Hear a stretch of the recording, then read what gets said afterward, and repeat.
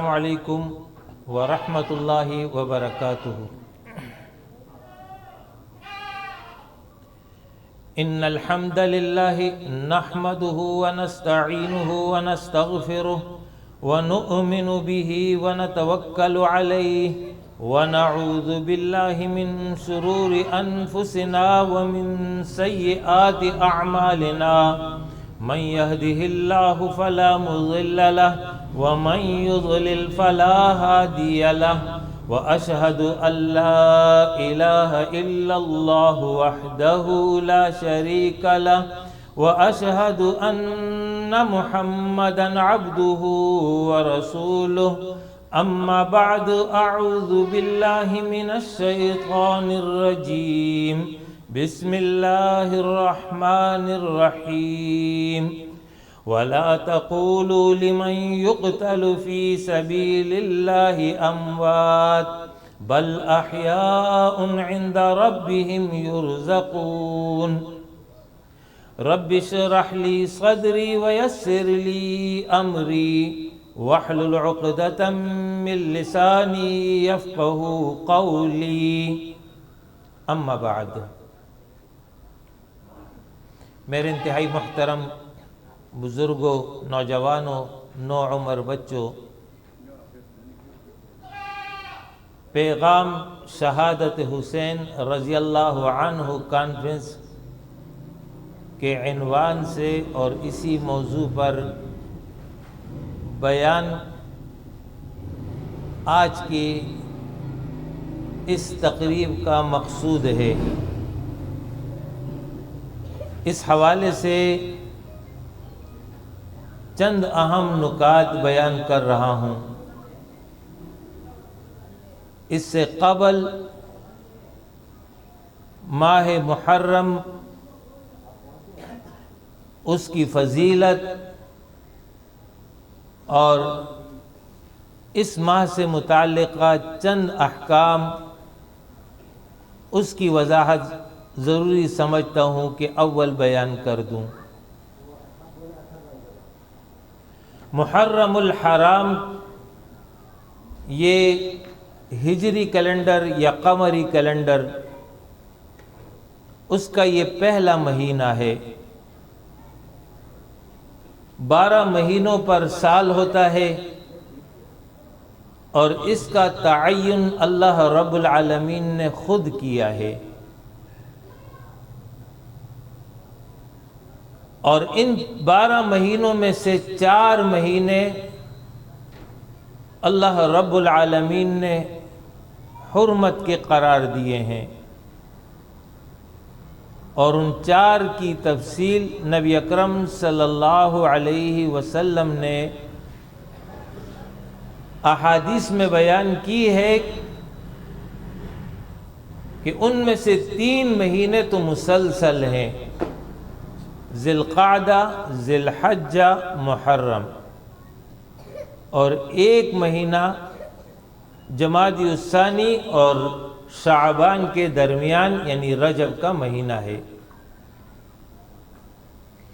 یہ 4 مہینے حرمت والے ہیں۔ حرمت سے مراد یہ ہے کہ ان 4 مہینوں کا احترام اور ادب کیا جائے، اس طور پر کہ ان 4 مہینوں میں لڑائی جھگڑا، فساد، گالم گلوچ بالخصوص منع ہے۔ یوں تو عام دنوں میں بھی منع ہے، لیکن ان 4 مہینوں میں بالخصوص اس کی ممانعت ہے۔ اور سیدنا عبداللہ بن عباس رضی اللہ عنہما کا قول ہے کہ 12 مہینے میں انسان گناہ سے پرہیز کرے گا، لیکن اس میں خاص اہتمام کرے گا، نیکی کی طرف راغب ہوگا، اعمال صالحہ کی طرف متوجہ ہوگا۔ اور محرم کو محرم نام اسی لیے دیا گیا ہے کہ اس کا احترام کیا جائے۔ رسول اللہ صلی اللہ علیہ وسلم کا فرمان ہے کہ رمضان کے بعد سب سے افضل روزہ شہر اللہ المحرم، اللہ کا مہینہ محرم کا روزہ ہے۔ محرم کی نسبت اللہ کی جانب کی ہے، اسے یہ خاص نسبت دی گئی اس کی شان کی اور عظمت کو بیان کرنے کے لیے کہ اس مہینے کی روزے کی بڑی فضیلت ہے۔ اور عبداللہ ابن عباس رضی اللہ عنہما کا فرمان ہے کہ رسول اللہ صلی اللہ علیہ وسلم جس قدر اہتمام محرم کے روزے کا کرتے تھے، اس طرح اہتمام کسی اور دن کا روزے کا انہوں نے نہیں کیا۔ اور آپ صلی اللہ علیہ وسلم کا یہ فرمان ہے کہ یوم عاشورہ کا روزہ مجھے یقین ہے کہ اللہ رب العالمین اس کے عوض میں، بدلے میں گزشتہ 1 سال کے گناہ معاف فرما دے گا۔ یوم عاشورہ 10 محرم کو کہتے ہیں، یہ بڑی فضیلت والا روزہ ہے۔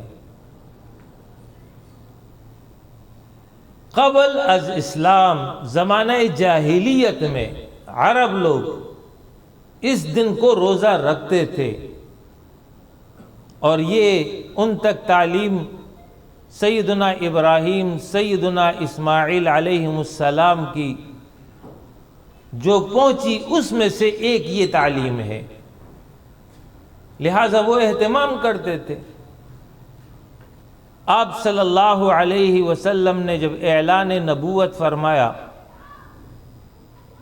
تو اس کے بعد آپ صلی اللہ علیہ وسلم اور صحابہ بھی اس دن کو روزہ رکھتے تھے۔ اس روزے کی بڑی اہمیت اور بڑی تاکید تھی اس وقت۔ 13 سال دور مکی ہے اور 13 سال یہ روزہ رکھا گیا۔ اس کے بعد دور مدنی شروع ہوا تو دور مدنی میں پہلے سال بھی اسی طرح روزہ رکھا گیا، تاکید تھی، سب رکھتے تھے۔ لیکن پھر اگلے سال رمضان کے روزے فرض ہو گئے۔ جب رمضان کے روزے فرض ہو گئے تو اس کے بعد پھر اختیار دے دیا گیا، چاہو تو روزہ رکھو اور چاہو تو روزہ نہ رکھو، لیکن صحابہ اہتمام کرتے تھے۔ پھر آپ صلی اللہ علیہ وسلم کو آگے جا کر کے بعد میں یہ بتایا گیا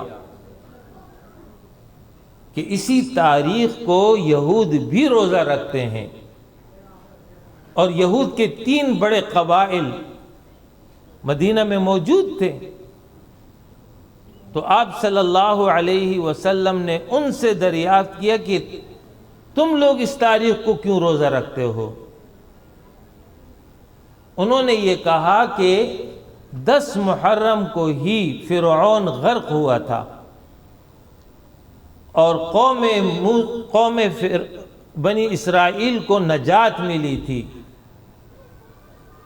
تو سیدنا موسیٰ علیہ السلام شکرانے کے طور پر ہر سال 10 محرم کو روزہ رکھتے تھے، لہذا ان کی پیروی میں ہم بھی روزہ رکھتے ہیں۔ یہ بات سن کر کے نبی اکرم صلی اللہ علیہ وسلم نے فرمایا کہ تمہارے مقابلے میں ہم موسیٰ کے زیادہ حقدار ہیں۔ موسیٰ پیغمبر، میں بھی پیغمبر، وہ میرا بھائی ہے، لہذا اگلے سال تو میں روزہ رکھوں گا ہی، لیکن تمہاری مخالفت کروں گا، اور 1 روزہ اضافی اس کے ساتھ شامل کروں گا۔ اگلے سال 10 محرم آنے سے قبل آپ صلی اللہ علیہ وسلم دنیا سے رخصت ہو گئے، تو پھر صحابہ اس کا اہتمام کرتے تھے کہ 9 10 یا 10 11 2 روزے رکھتے تھے، تاکہ یہودیوں کے ساتھ مشابہت نہ رہے۔ یہ مشابہت نہ ہونے کی وجہ وہ یہ ہے کہ اہل یہود یہ اہل کتاب ہیں، آسمانی کتاب کے حامل ہیں، نصارہ بھی آسمانی کتاب کے حامل ہیں، اور ہمارے پاس قرآن ہے۔ تو اگر اس طرح دینی معاملات میں ہم اور وہ ایک جیسا رویہ رکھیں تو پھر دوسرے لوگوں کی نظر میں فرق اور امتیاز ختم ہو جائے گا کہ یہ سب ایک ہی ہیں، کیا مسلمان اور کیا یہودی اور کیا عیسائی۔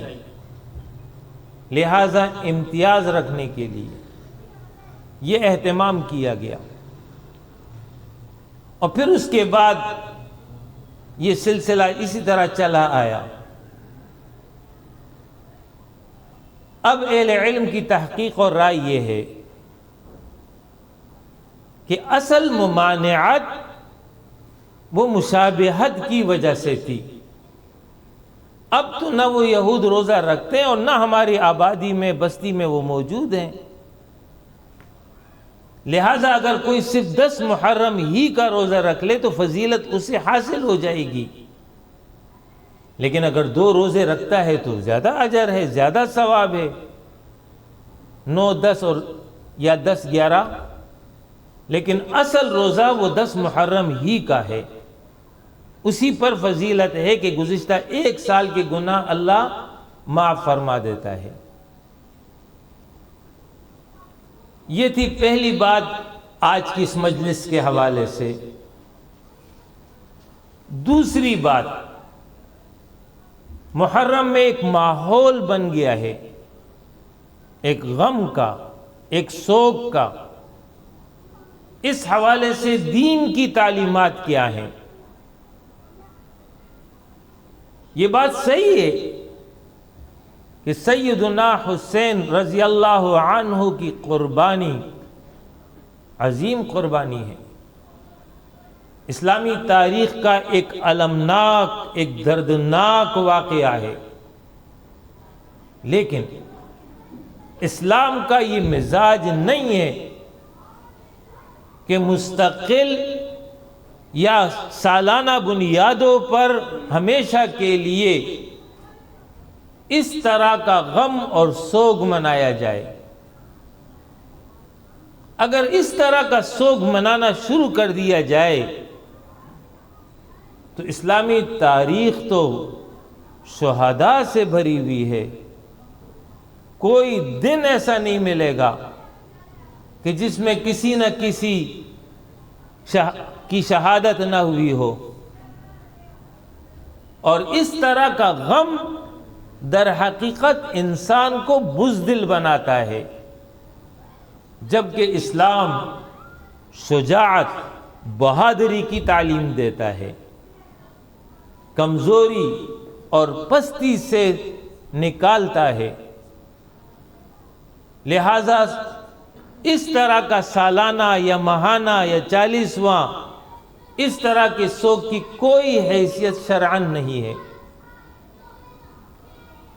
سوگ ایک فطری عمل ہے، اسلام دین فطرت ہے،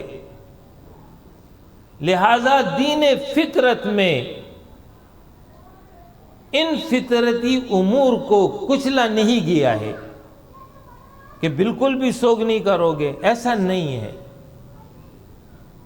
تعلیم یہ دی گئی ہے کہ اگر تمہارا کوئی عزیز، بھائی، چچا، ماموں، والدہ، بہن، کوئی بھی عزیز رخصت ہو جائے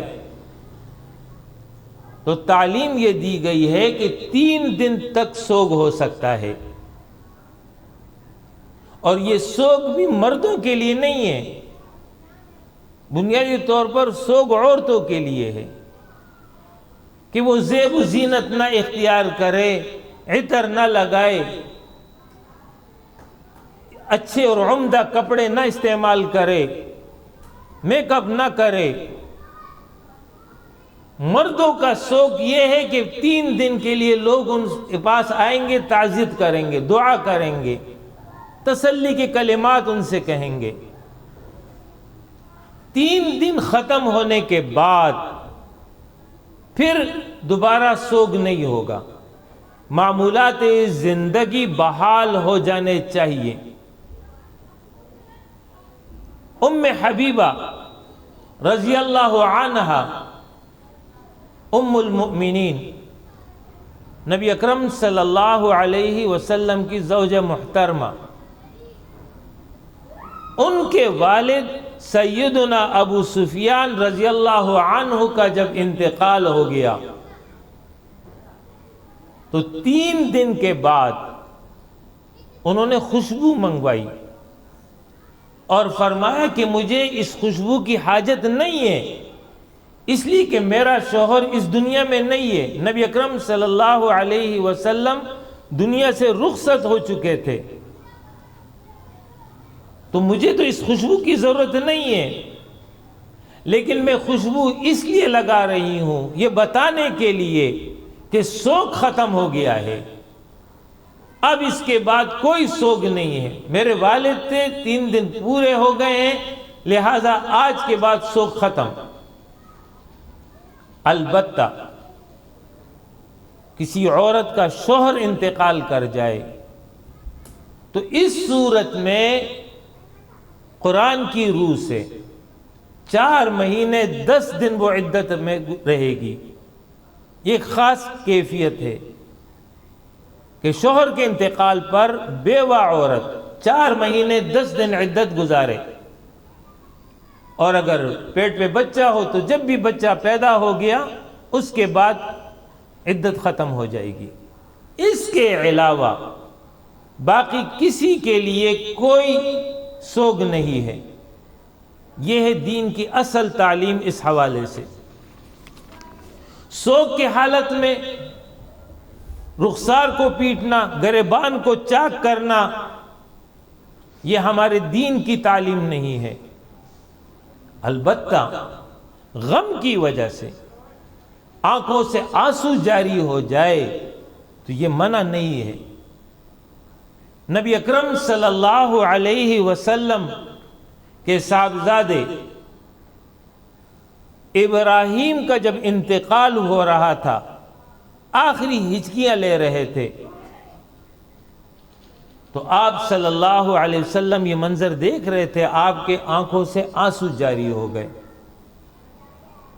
تو اس موقع پر سیدنا عبد الرحمن بن عوف رضی اللہ عنہ نے اس کیفیت کو دیکھ کر فرمایا کہ حضرت آپ کی آنکھوں میں آنسو، مطلب یہ کہ آپ تو پیغمبر ہیں، آپ کو سب کچھ کا پتہ ہے، امت میں کر کوئی اس طرح کرے تو اور بات ہے، لیکن آپ بھی رو رہے ہیں۔ تو رسول اللہ صلی اللہ علیہ وسلم نے فرمایا کہ یہ آنسو رحمت ہے، یہ منع نہیں ہے، یہ جائز ہے، یہ اللہ نے رکھا ہے۔ ہاں منع یہی ہے کہ رخسار کو پیٹنا، گریبان کو پھاڑنا۔ فرمایا کہ جو رخسار پیٹے، گریبان چاک کرے، جاہلیت کی سی باتیں کرے، وہ ہم میں سے نہیں ہوں۔ فرمایا میں ایسے شخص سے بری ہوں جو عصبی، جو مصیبت کے وقت سر منڈائے اور اونچی آواز سے روئے اور کپڑے پھاڑ دے۔ یہ دین کی تعلیم نہیں ہے۔ تو یہ سوگ کے حوالے سے بنیادی تعلیم تھی۔ تیسرا مضمون شہید کے حوالے سے ہے، شہادت امام حسین۔ شہید کا مفہوم کیا ہے؟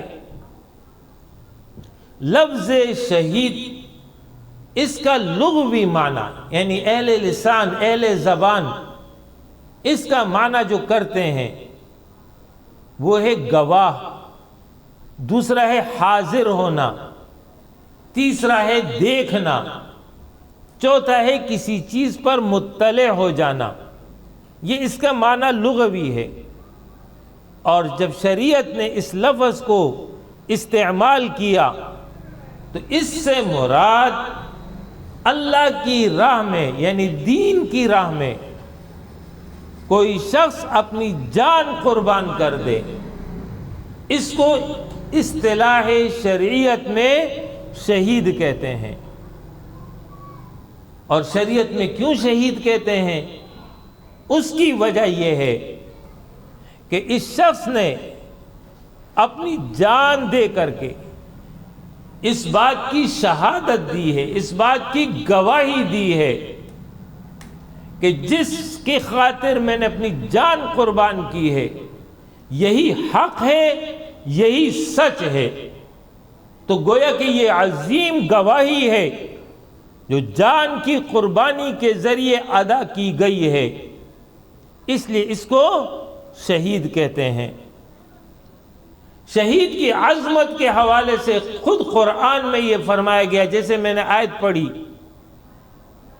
کہ وَلَا تَقُولُوا لِمَنْ يُقْتَلُ فِي سَبِيلِ اللَّهِ أَمْوَاتٌ، تم ان لوگوں کو مردہ نہ کہو جو اللہ کی راہ میں قتل کر دیے جائیں، بل احیاء، بلکہ وہ زندہ ہیں، وَلَكِنْ لَا تَشْعُرُونَ، لیکن تمہیں اس کا شعور اور احساس نہیں ہے۔ انہیں حیات جاودانی مل گئی ہے۔ یہ ہے شہید۔ رسول اللہ صلی اللہ علیہ وسلم نے فرمایا کہ جو شخص جنت میں داخل ہو گیا تو پھر وہ دوبارہ دنیا کی طرف جانے کی آرزو نہیں کرے گا، لیکن شہید جو جنت میں پہنچ گیا وہ پھر یہ آرزو کرے گا کہ میں دوبارہ دنیا کی طرف لوٹ جاؤں اور پھر 10 مرتبہ اللہ کی راہ میں یعنی دین کے لیے میں اسی طرح قربان ہوں اور آؤں اور پھر جاؤں، پھر قربان ہو کر واپس آؤں۔ یہ کیوں؟ شہید کے اس اکرام کی وجہ سے، اس اعزاز کی وجہ سے جو اللہ رب العالمین نے اس کے حق میں رکھی ہے، اس کے لیے وہ آرزو کرے گا۔ شہید کی اقسام اس حوالے سے رسول اللہ صلی اللہ علیہ وسلم نے ایک موقع پر صحابہ سے پوچھا کہ شہید کس کو کہتے ہیں؟ صحابہ نے عرض کیا، اللہ کے رسول جو اللہ کے راہ میں قتل کر دیا جائے وہی شہید ہے۔ آپ صلی اللہ علیہ وسلم نے فرمایا، اس طرح تو میری امت کے شہداء کی تعداد کم ہو جائے گی۔ فرمایا کہ میری امت میں اس کے علاوہ بھی شہید ہیں۔ وہ شخص جو راہ خدا میں نکلا قتال کے لیے، جہاد کے لیے، لیکن قتل نہیں ہوا بلکہ طبعی موت پر وفات پا گیا، کسی اور سبب سے اس کا انتقال ہو گیا، فرمایا یہ بھی شہید ہے۔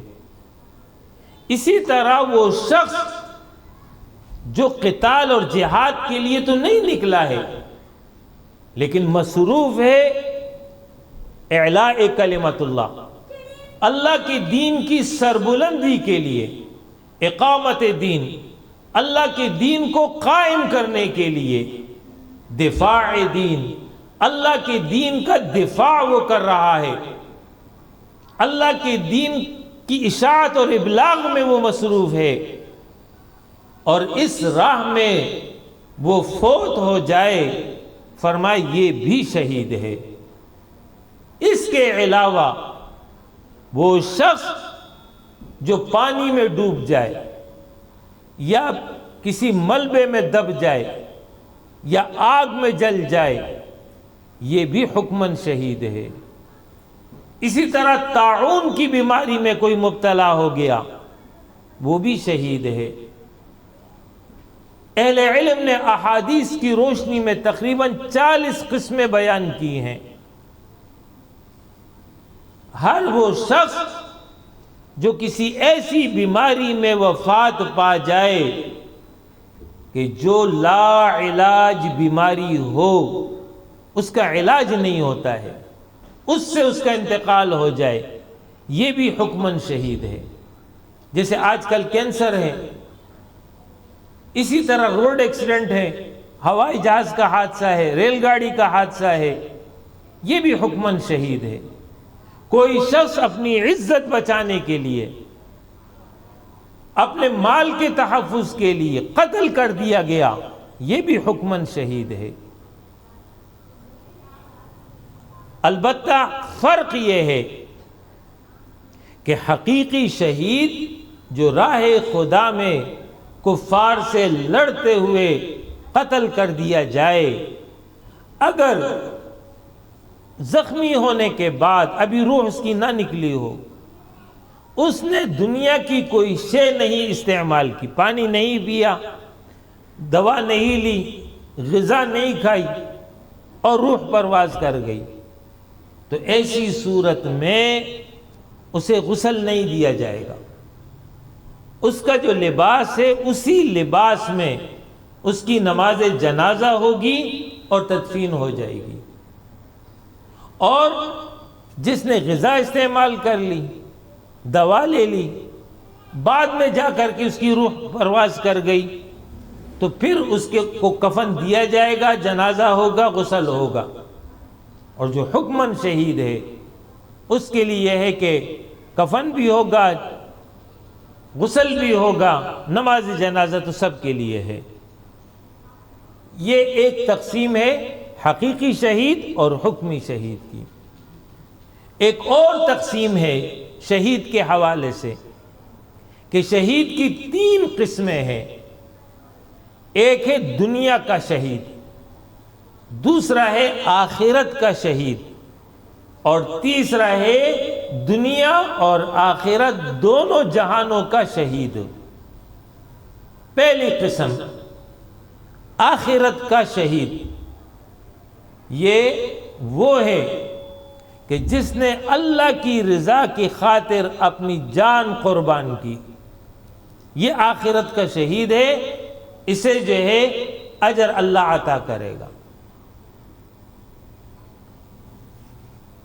پہلی قسم یہ ہے، دوبارہ سے سمجھ لیجیے، پہلی قسم آخرت کا شہید، یہ وہ ہے کہ جس کو رسول اللہ صلی اللہ علیہ وسلم نے حکماً شہید قرار دیا ہے، یعنی کسی بیماری، کسی حادثہ کی وجہ سے انتقال کر گیا، آخرت میں وہ شہید ہے۔ دنیا میں تو وہ شہید نہیں کہلاتا ہے، احکام شہید لاگو نہیں ہوتے۔ یہ ہے پہلی قسم۔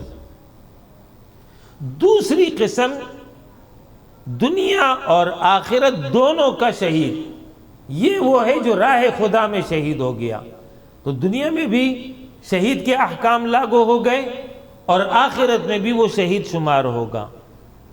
تیسرا ہے صرف دنیا کا شہید، آخرت کا شہید نہیں ہے، دنیا کا شہید ہے۔ یہ وہ ہے جس نے اللہ کی رضا کے لیے جان نہیں قربان کی، بلکہ شہرت کے لیے، نمود و نمائش کے لیے، یا دین اسلام اور اللہ کی رضا مقصود نہیں ہے، بلکہ اپنی قوم کے لیے، اپنے قبیلے کے لیے، عصبیت کی بنیاد پر، جاہلیت کی بنیاد پر، اپنی پارٹی کا کلمہ بلند کرنے کے لیے، اپنے لیڈر کی شان کو بڑھانے کے لیے اس نے اپنی جان قربان کر دی، تو دنیا کے اعتبار سے تو وہ شہید ہوتا ہے۔ جیسے لوگ کہتے ہیں کہ فلاں شہید اور فلاں شہید، آپ تو سنتے رہتے ہیں، تو یہ سب دنیا کے شہید ہیں۔ آخرت میں ان میں سے کوئی بھی شہید نہیں ہوگا۔ آخرت کا شہید وہی ہوتا ہے جو حکمن ہو، یا اس نے اللہ کی رضا کی خاطر اپنی جان قربان کی ہو، تب کہیں جا کر کے وہ شہید ہوگا۔ چوتھا مضمون آج کا، شہادت امام حسین۔ سیدنا امام حسین رضی اللہ عنہ، ان کی سیرت کے چند نکات عرض کر دیتا ہوں۔ سیدنا حسین رضی اللہ عنہ کا نام حسین ہی ہے، یہ نام رسول اللہ صلی اللہ علیہ وسلم نے رکھا تھا۔ ان کی کنیت ابو عبداللہ ہے، ان کو ابو عبداللہ کے نام سے لوگ پکارتے تھے۔ ان کے والد سیدنا علی المرتضی رضی اللہ عنہ اور والدہ محترمہ سیدہ فاطمہ بطول رضی اللہ عنہا ہے۔ ان کی ولادت شعبان سن 4 ہجری میں ہوئی ہے، یعنی آپ صلی اللہ علیہ وسلم نے مدینہ کی جانب ہجرت فرمائی ہے، اس کے چوتھے سال شعبان میں آپ کی ولادت ہوئی ہے۔ آپ صلی اللہ علیہ وسلم جب دنیا سے رخصت ہوئے، اس وقت سیدنا حسین رضی اللہ عنہ کی عمر 7 سال تھی، نوعمر بچے تھے۔ آپ صلی اللہ علیہ وسلم سے یہ بھی اور دوسرے ان کے بڑے بھائی سیدنا حسن رضی اللہ عنہ، یہ دونوں بہت مانوس تھے، اور آپ صلی اللہ علیہ وسلم ان دونوں بچوں سے ملنے کے لیے روزانہ سیدہ فاطمہ کے گھر جاتے تھے اور ان سے ملاقات کرتے تھے۔ تو نوعمر تھے کہ رسول اللہ صلی اللہ علیہ وسلم دنیا سے رخصت ہو گئے۔ اس کے بعد 2 سال ابو بکر صدیق رضی اللہ عنہ کا دور خلافت ہے، اس وقت بھی یہ نوعمر بچے تھے۔ اس کے بعد سیدنا عمر فاروق رضی اللہ عنہ کا دور شروع ہوا، تو اس کا جو ابتدائی حصہ ہے، ابتدائی سال، وہ آپ کے نابالغی کی ہیں۔ اس کے بعد پھر آپ بالغ ہوئے ہیں، پھر جوانی کا مرحلہ شروع ہوا، اور پھر جب سیدنا عثمان رضی اللہ عنہ کا دور خلافت آیا جو 12 سال پر محیط ہے، اب آپ ایک مضبوط جوان ہیں، اور پھر آپ نے باقاعدہ جہاد میں حصہ لیا۔ سن 30 ہجری میں تبرستان کی لشکر کشی میں بھرپور حصہ آپ لیتے ہیں، اور جب سیدنا عثمان رضی اللہ عنہ کے خلاف باغیوں نے محاصرہ کر لیا، اس موقع پر پہرے دار کی حیثیت سے سیدنا حسن اور سیدنا حسین رضی اللہ عنہما، یہ دونوں جو ہے دروازے پر سیدنا علی رضی اللہ عنہ نے مأمور کیا تھا۔ ان کے فضائل اور مناقب رسول اللہ صلی اللہ علیہ وسلم نے اس حوالے سے فرمایا کہ یہ دونوں یعنی حسن اور حسین رضی اللہ عنہما اس دنیا میں میرے پھول ہیں۔ فرمایا کہ حسن اور حسین اہل جنت کے جوانوں کے سردار ہیں، یہ دونوں میرے بیٹے ہیں، میری بیٹی کے بیٹے ہیں۔ اے اللہ، میں انہیں محبوب رکھتا ہوں، تو بھی ان سے محبت فرما اور ان سے محبت رکھنے والوں سے محبت فرما۔ سیدنا حسین رضی اللہ عنہ کی تربیت ان کے والد محترم سیدنا علی المرتضی رضی اللہ عنہ نے خود کی ہے۔ فقہ اور اجتہاد میں ایک ممتاز مقام رکھتے تھے۔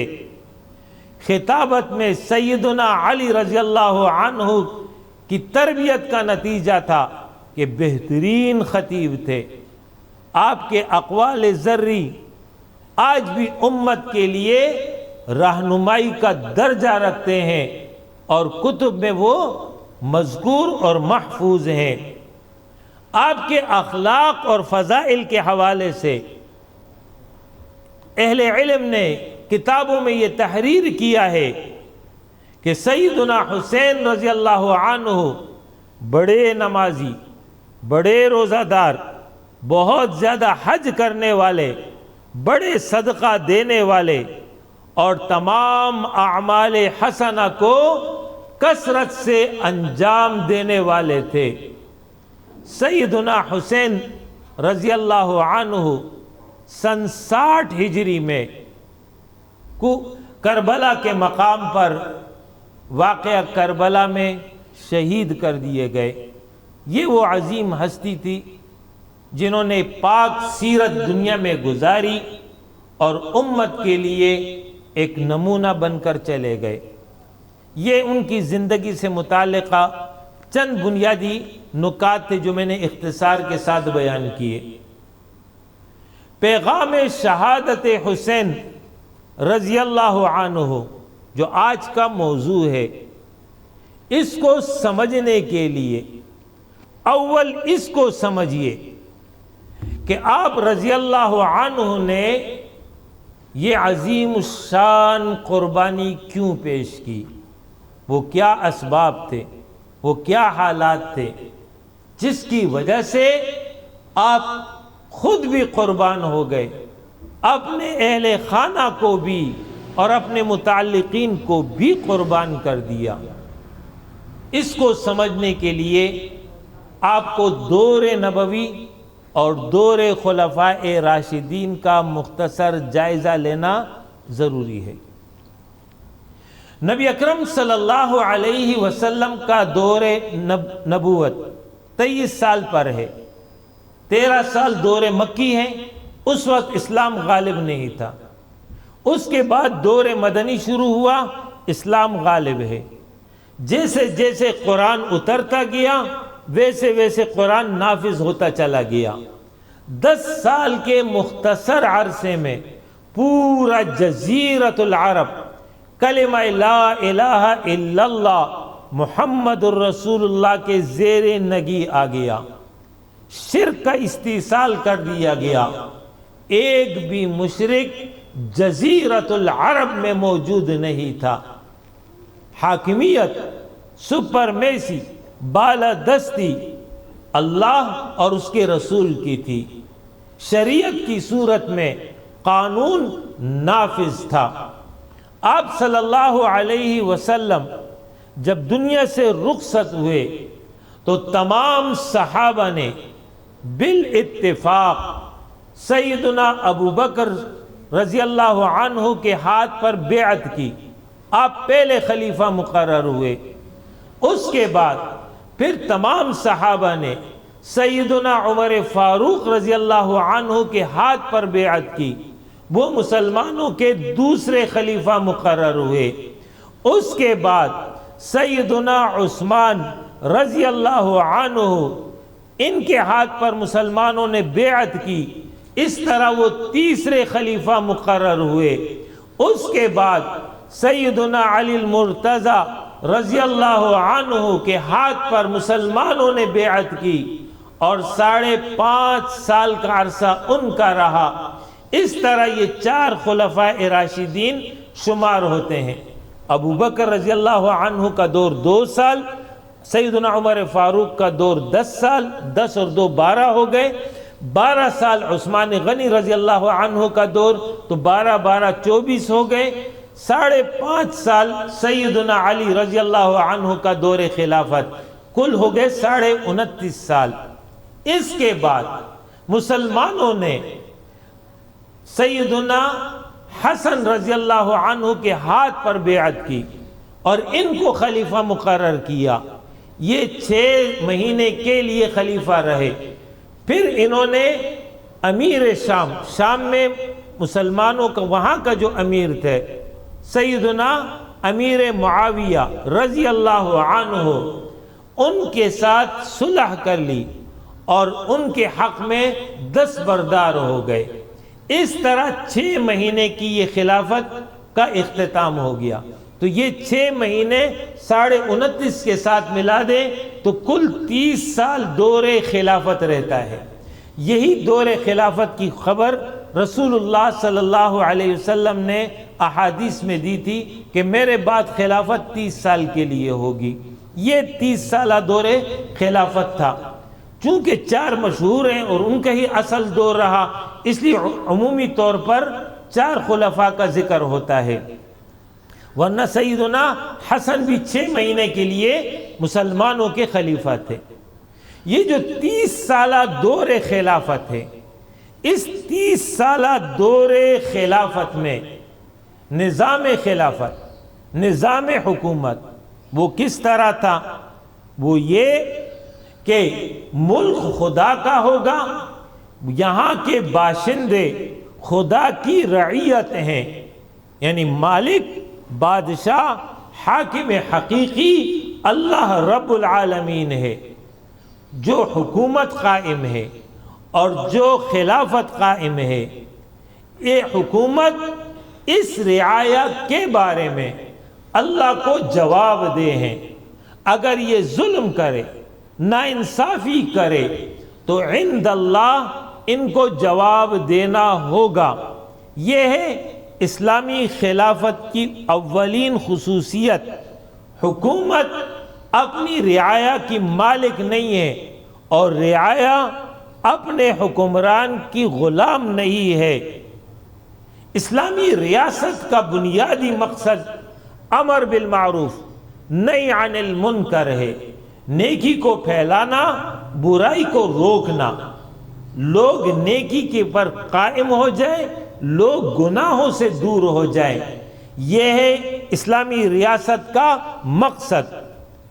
جبکہ اس کے بالمقابل بعد کے ادوار میں جو ملوکیت پیدا ہوئی اور بادشاہ آتے چلے گئے، اس زمانے میں ملک بادشاہ کا، رعایا بادشاہ کی غلام، بادشاہ کی زبان اور بادشاہ کے جو محبوبین ہیں ان کا بنایا ہوا اصول وہی جو ہے ملک کا قانون ہے۔ اس معاملے میں بادشاہ اور اس کے جو مصاحبین ہیں وہ کسی کو جواب دہ نہیں ہے۔ امر بالمعروف اور نہی عن المنکر یہ کام بادشاہوں نے کبھی کیے ہی نہیں ہے، اس سے وہ لا تعلق رہے۔ اسلامی ریاست کی جو روح ہے، جس کے نتیجے میں اسلامی ریاست برقرار رہتی ہے، وہ یہ کہ تقوی، خدا ترسی، پرہیزگاری یہ موجود ہونا ضروری ہے۔ جبکہ بادشاہت میں قیصر و کسریٰ کا طرز حکمرانی ہوتا ہے، عدل کی جگہ ظلم اور پرہیزگاری کی جگہ فسق اور فجور اور گناہوں کا عام ہونا ہے۔ اسلامی ریاست کا جو بنیادی 7 اصول ہیں، اس کو سمجھنا ضروری ہے۔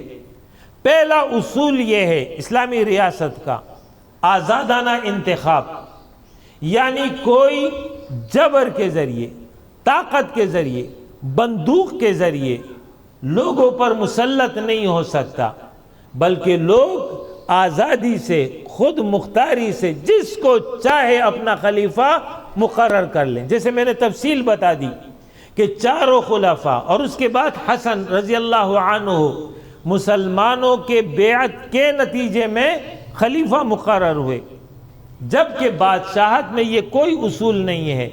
بادشاہ اول طاقت کے زور پر حکومت حاصل کرتا ہے اور پھر اس کے بعد اس کی نسل میں یہ حکمرانی کا سلسلہ شروع ہو جاتا ہے۔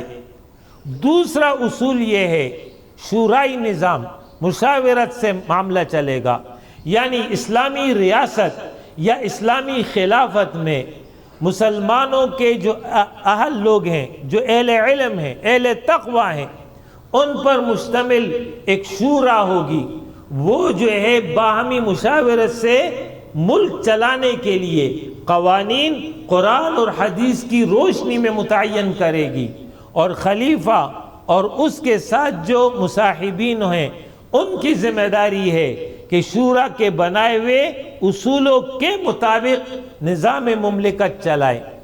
یہ دوسرا اصول ہے۔ جبکہ بادشاہت میں شورائیت کا کوئی تصور نہیں ہے، بلکہ بادشاہ اور اس کے مصاحبین کا قول حرف آخر ہوتا ہے، جو انہوں نے کہہ دیا وہی قانون ہوتا ہے۔ تیسرا یہ ہے کہ اسلامی ریاست میں، اسلامی خلافت میں اظہار رائے کی آزادی ہے، ہر شخص حکمران کا محاسبہ کر سکتا ہے۔ سیدنا عمر فاروق رضی اللہ عنہ سے ایک عام مسلمان نے پوچھا کہ آپ کا کرتا باقی لوگوں کے کرتے کے مقابلے میں زیادہ بڑا کیوں ہے؟ اس کا جواب انہوں نے دیا، جبکہ بادشاہوں سے پوچھنے کی مجال کسی میں نہیں تھی۔ چوتھا یہ ہے کہ بیت المال ایک امانت ہے، خلیفہ اس بیت المال کو امانت سمجھ کے استعمال کرے گا، اس معاملے میں وہ خدا اور خلق خدا کے سامنے جواب دہ ہے، اس معاملے میں کوتاہی پر جو ہے اس کا محاسبہ ہو سکتا ہے، جبکہ بادشاہت میں اور ملوکیت میں اس کا کوئی تصور نہیں ہے۔ بیت المال کو ذاتی ملکیت سمجھا گیا اور ذاتی مقاصد کے لیے استعمال کیا گیا۔ اس کے ساتھ ساتھ قانون کی حکمرانی ہوگی، یعنی جو اسلامی قانون ہے، شریعت کا قانون ہے، اللہ اور اس کے رسول کا بتایا ہوا قانون، وہ قانون حکمران پر بھی لاگو ہوگا، حکمران کے جو مصاحبین ہیں ان پر بھی لاگو ہوگا اور عام رعایا پر بھی لاگو ہوگا۔ جبکہ بادشاہت میں دو قانون ہوتے تھے، بادشاہوں کے لیے اور ان کے مقربین کے لیے الگ قانون ہوتا تھا اور عام لوگوں کے لیے الگ قانون ہوتا تھا۔ اس کے ساتھ ساتھ حقوق اور مراتب کے لحاظ سے کامل مساوات، کسی کو نسل کی بنیاد پر، نسب کی بنیاد پر، رنگ کی بنیاد پر، ذاتی تعلق کی بنیاد پر دوسرے پر فوقیت حاصل نہیں ہوگی، بلکہ اعتبار میرٹ کا ہوگا۔ جو میرٹ پر پورا اترے گا اسے ہی ذمہ داری دی جائے گی، جبکہ بادشاہت میں اور ملوکیت میں ذاتی تعلقات کو ترجیح دی جاتی تھی۔ جو بادشاہ کے قریب ہوتا، جو سرکاری افسر کے قریب ہوتا، اسی کو جو ہے آگے ترجیح دی جاتی تھی۔ یہ وہ بنیادی فرق تھا اسلامی اصولوں میں اور بادشاہوں کے اصولوں میں۔ سیدنا حسین رضی اللہ عنہ نے جب یہ دیکھا کہ یہ خلفاء کا دور ختم ہو گیا، اس کے بعد امیر معاویہ رضی اللہ عنہ کا دور ہے۔ امیر معاویہ رضی اللہ عنہ صحابی رسول ہے، اس میں کوئی شک نہیں ہے، لیکن ان کا دور خلافت کا دور نہیں کہلایا جاتا، اس لیے کہ مسلمانوں نے بیعت نہیں کی تھی۔ ان مصالحت کے نتیجے میں وہ برسر اقتدار آئے تھے۔ 20 سال کا عرصہ ہے ان کا دور امارت۔ البتہ یہ دور امارت بعد کے ادوار کے تمام بادشاہوں سے سب سے بہترین دور تھا، اس میں کوئی شک نہیں۔ قانون تھا، عدل تھا، انصاف تھا، ظلم اور زیادتی اس دور میں نہیں تھی، لیکن اس کو دور خلافت میں شمار نہیں کیا گیا، اس لیے کہ مسلمانوں کے انتخاب سے وہ تقرر نہیں ہوا تھا۔ ان کا دور ہے 20 سال کا۔ اس 20 سال میں جب پہلے 10 سال مکمل ہو گئے، اس موقع پر آپ کو یہ مشورہ دیا گیا کہ آپ اپنے بعد کسی کو ولی عہد متعین کر لے۔ ایسا نہ ہو کہ آپ کے دنیا سے جانے کے بعد مسلمانوں میں اختلاف پیدا ہو جائے، لہذا اس اختلاف سے بچنے کے لیے آپ کسی ایک کو مقرر کر دیں، وہ آپ کا ولی عہد ہوگا اور آپ کے بعد اقتدار اس کے حوالے ہو جائے گا۔ اول سیدنا امیر معاویہ رضی اللہ عنہ کو اس حوالے سے تأمل تھا۔ پھر اس کے بعد کوفہ سے لوگ آئے اور انہوں نے جو ہے یہ مشورے دینا شروع کر دیے، اور بات یہاں تک چلی گئی کہ ان کوفہ کے لوگوں نے باقاعدہ ان کے صاحبزادے یزید بن معاویہ ان کے حق میں جو ہے رائے دینی شروع کر دی۔ بالآخر مشورے کے نتیجے میں جب انہوں نے یہ دیکھا کہ اکثر اسی جانب ہے کہ یزید کو ولی عہد متعین کر دیا جائے، آپ نے اس کی منظوری دے دی۔ جیسی منظوری دی، یہ خبر جنگل میں آگ کی طرح عراق، کوفہ، بصرہ، شام، ان تمام علاقوں میں یہ خبر پھیل گئی، اور لوگ جوق در جوق آئے اور یزید کے ہاتھ پر بیعت کر لی، ان کو ولی عہد تسلیم کر لیا۔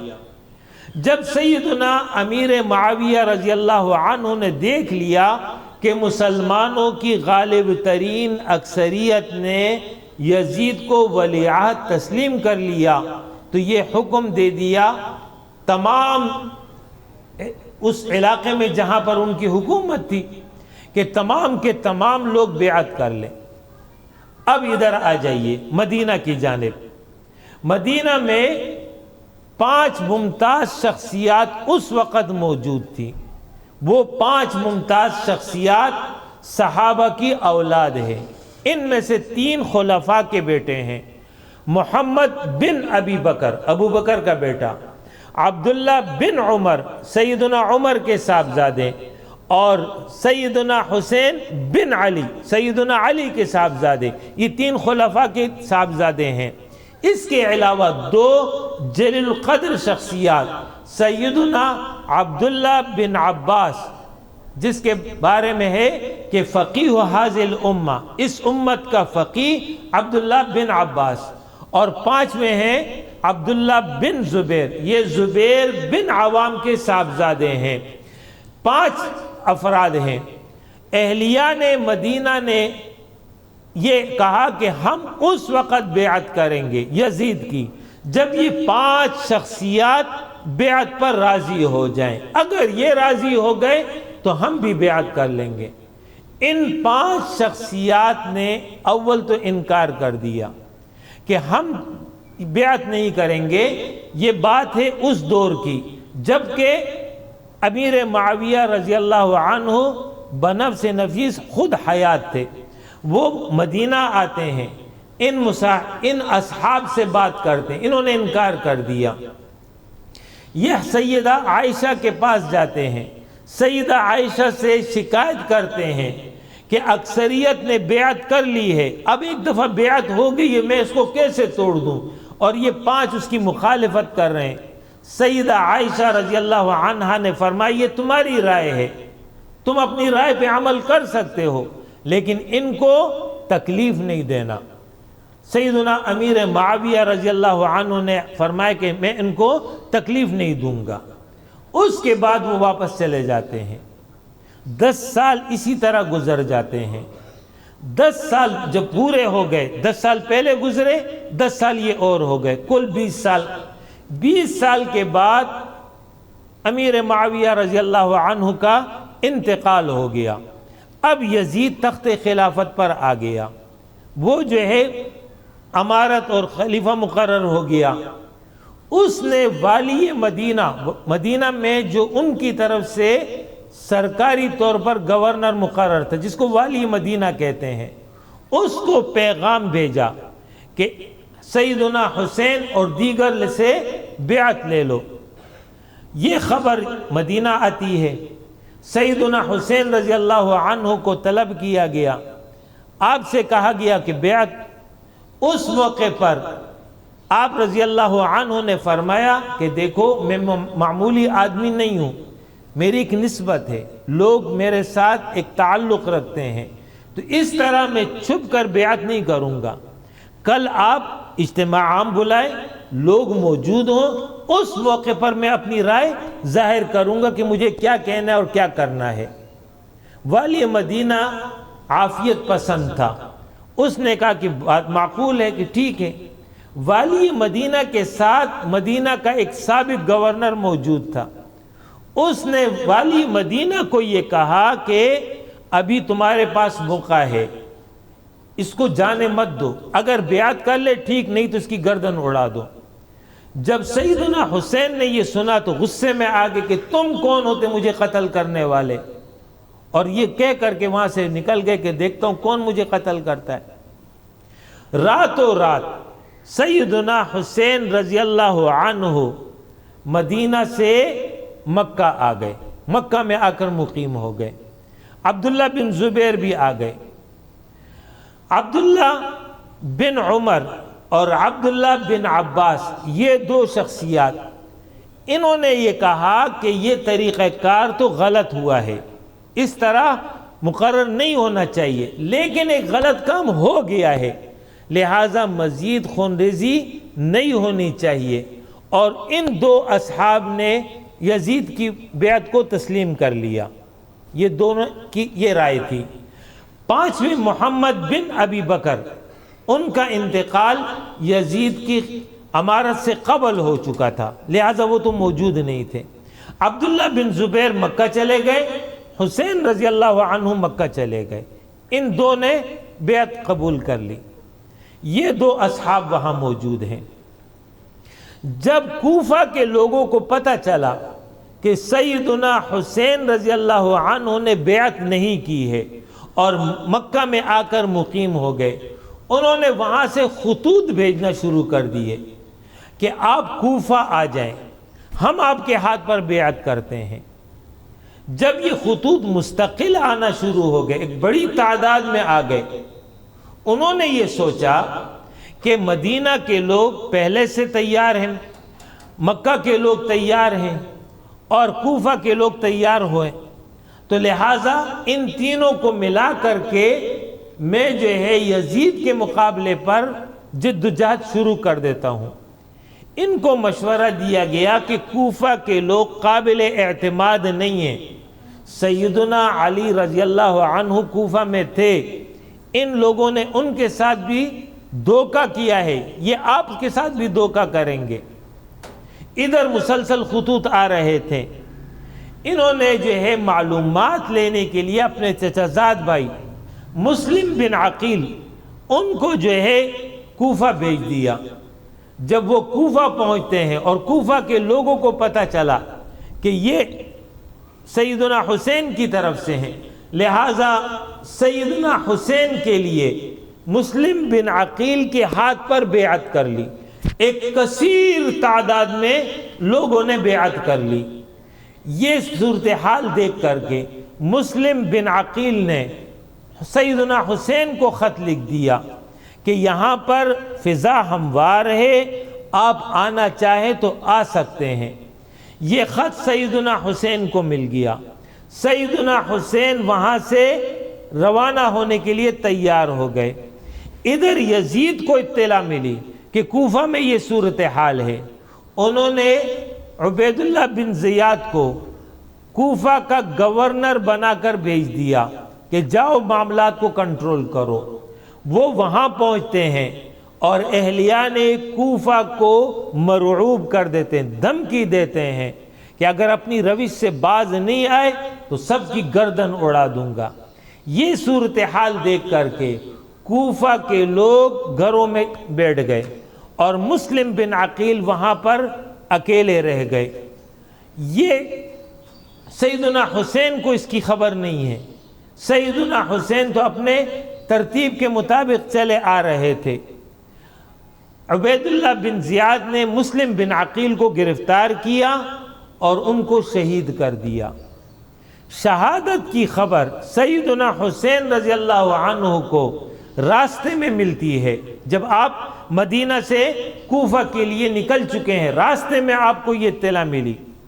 جب ان کی شہادت کی خبر ملی تو مسلم بن عقیل کے رشتہ دار اس قافلے میں شریک تھے، انہوں نے کہا کہ ہم بدلہ لیں گے۔ سیدنا حسین نے کہا ٹھیک ہے، میں تمہارے ساتھ ہوں۔ لہٰذا اعلان فرما دیا کہ آگے حالات تو یہ ہیں، میں تو جا رہا ہوں، جو واپس ہونا چاہے تو واپس ہو جائے اور جو میرے ساتھ جانا چاہے تو چلے۔ راستے میں جو لوگ آپ کے ساتھ شامل ہوئے تھے وہ سب کے سب واپس ہو گئے۔ اب آپ کے اپنے ساتھی خاندان کے لوگ ہیں 72 افراد، یہ آپ کے پاس آپ کے ساتھ رہ گئے۔ ان کا سفر چلتا رہا۔ ان کو روکنے کے لیے 1000 کا لشکر آتا ہے، آپ نے ان کو شکست دے دی۔ اس کے بعد 4000 کا لشکر آتا ہے، آپ نے ان کو بھی شکست دی۔ قافلہ آگے بڑھا، آگے جا کر کے کربلا کے مقام پر 12000 افراد کا لشکر آ جاتا ہے۔ ظاہر ہے کہ 12000 افراد سے مقابلہ تو ناممکن تھا۔ اس موقع پر آپ کو روک دیا گیا۔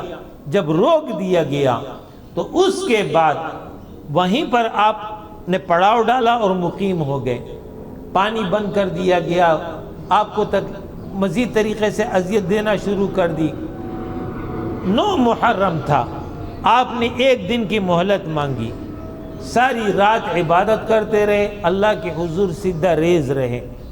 اور جب اگلا دن آیا اور اگلے دن پھر آپ نے شجاعت کا مظاہرہ کرتے ہوئے میدان میں مقابلہ کیا، بالآخر آپ شہید ہو گئے۔ آپ بھی شہید ہو گئے اور آپ کے ساتھ جتنے بھی ساتھی تھے وہ سب کے سب شہید ہو گئے۔ صرف ایک بچہ جو اس وقت بیمار تھا، جو بعد میں زین العابدین سے معروف ہے، حسین بن علی رضی اللہ عنہ، یہ بیمار تھے، خیموں میں تھے، یہ محفوظ رہے، صرف خواتین رہ گئیں، باقی سب کے سب شہید کر دیے گئے۔ اس طرح یہ المناک اور دردناک واقعہ وقوع پذیر ہوا۔ یہ تھا شہادت حسین رضی اللہ عنہ۔ وجہ شہادت میں نے تفصیل سے بتا دی کہ وجہ شہادت یہ تھی کہ رسول اللہ صلی اللہ علیہ وسلم کے دور نبوت میں اور دور خلافہ میں جو نظام قائم ہوا تھا وہ نظام ملوکیت میں تبدیل ہو رہا تھا، اور جو نظام خلافت کی خوبیاں تھی وہ نظام خلافت کی خوبیاں ملوکیت کے نتیجے میں آگے جا کر کے بدل گئیں۔ اس کیفیت کو انہوں نے بھانپ لیا تھا، لہٰذا انہوں نے نظام خلافت کو بچانے کے لیے جان کی قربانی دے دی، اپنے اہل و عیال کو قربان کر دیا، اور رہتی دنیا تک کے لیے وہ کیا پیغام دے گئے وہ نکات کی صورت میں عرض کر دیتا ہوں۔ نمبر 1، کتاب و سنت کی بالادستی اور اس کے قانون کو صحیح طور پر رواج دینا، اس کے لیے آپ نے یہ قربانی دی ہے۔ نمبر 2، اسلام کے نظام عدل کو اثر نو زندہ کرنا۔ نمبر 3، اسلام میں خلافت نبوت کے بجائے ملوکیت کی بدعت کو روکنا اور اس کے مقابلے میں جہاد کرنا، یہ تیسرا مقصد تھا۔ چوتھا یہ ہے کہ حق کے مقابلے پر زور اور زر کی نمائش سے مرعوب نہ ہونا۔ نمبر 5، حق کے لیے اپنی جان، مال، اولاد سب کو قربان کر دینا لیکن سر نہیں جھکانا، یہ ہے وہ پیغام۔ چھٹا یہ ہے کہ خوف اور ہراس اور مصیبت کے وقت گھبرانا نہیں بلکہ استقامت اور صبر اختیار کرنا۔ نمبر 7، اللہ پر بھروسہ کرنا، اسی سے تعلق قائم رکھنا، اسی کو ہر حال میں یاد رکھنا اور اسی کا شکر ادا کرنا، حالات کچھ بھی ہو جائے اسی پر مطمئن اور راضی رہنا۔ یہ ہے پیغام شہادت حسین رضی اللہ عنہ جو انہوں نے اپنی جان قربان کر کے رہتی دنیا تک کے مسلمانوں کو دے دیا ہے۔ اسوہ حسینی، پیغام حسینی یہی ہے کہ اپنے دور کے یزید، اپنے دور کے فرعون، اپنے دور کے نمرود کے مقابلے پر کھڑا ہونا ہے، قرآن و سنت کی بالادستی کے لیے، نظام خلافت کے احیاء کے لیے، باطل نظام کو گرانے کے لیے مسلسل جد و جہد کرنا ہے۔ اس راہ میں آنے والی ہر آزمائش کو، ہر تکلیف کو قبول کرنا ہے، جان چلی جائے لیکن حق سے انحراف نہیں کرنا ہے، حق کے مقابلے پر باطل کا ساتھ نہیں دینا ہے، باطل سے مرعوب نہیں ہونا ہے، بلکہ صبر اور استقامت کی راہ پر قائم رہنا ہے۔ اسوہ حسینی یہی ہے آج کے دور میں، حقیقی ہمدردی اور ان سے محبت کا تقاضا ہی یہی ہے کہ اسلامی نظام کے لیے، اسلامی نظام کے قیام کے لیے مسلسل جد و جہد کی جائے، مسلسل قربانی پیش کی جائے۔ اگر کوئی یہ کرے گا تب تو حسین رضی اللہ عنہ کا مقصد پورا ہوگا، وہ بھی راضی ہوں گے، رسول اللہ صلی اللہ علیہ وسلم بھی راضی ہوں گے اور جنت بھی حاصل ہوگی۔ اور اگر یہ سب کچھ نہ ہو، باطل کا ہمنوا ہو جائے، باطل کا ساتھی بن جائے، وقت کے یزیدیوں کو قبول کر لے اور صرف جو ہے زبانی جمع خرچ کرتا رہے، تو زبانی جمع خرچ کی کوئی قدر و قیمت نہ سیدنا حسین رضی اللہ عنہ کے پاس ہے، نہ رسول اللہ صلی اللہ علیہ وسلم کے پاس اس کی کوئی قدر و قیمت ہے، اور نہ ہی اللہ کے ہاں اس کی کوئی قدر و قیمت ہوگی۔ اقول قولی ھذا واستغفر اللہ لی ولکم ولسائر المؤمنین وآخر دعوانا ان الحمد للہ رب العالمین۔ وہی شہید ہے۔ آپ صلی اللہ علیہ وسلم نے فرمایا اس طرح تو میری امت کے شہداء کی تعداد کم ہو جائے گی۔ فرمایا کہ میری امت میں اس کے علاوہ بھی شہید ہیں، وہ شخص جو راہ خدا میں نکلا قتال کے لیے، جہاد کے لیے، لیکن قتل نہیں ہوا بلکہ طبعی موت پر وفات پا گیا، کسی اور سبب سے اس کا انتقال ہو گیا، فرمایا یہ بھی شہید ہے۔ اسی طرح وہ شخص جو قتال اور جہاد کے لیے تو نہیں نکلا ہے لیکن مصروف ہے اعلاء کلمت اللہ، اللہ کی دین کی سربلندی کے لیے، اقامت دین، اللہ کے دین کو قائم کرنے کے لیے، دفاع دین، اللہ کے دین کا دفاع وہ کر رہا ہے، اللہ کے دین کی اشاعت اور ابلاغ میں وہ مصروف ہے، اور اس راہ میں وہ فوت ہو جائے، فرمائے یہ بھی شہید ہے۔ اس کے علاوہ وہ شخص جو پانی میں ڈوب جائے یا کسی ملبے میں دب جائے یا آگ میں جل جائے، یہ بھی حکماً شہید ہے۔ اسی طرح طاعون کی بیماری میں کوئی مبتلا ہو گیا، وہ بھی شہید ہے۔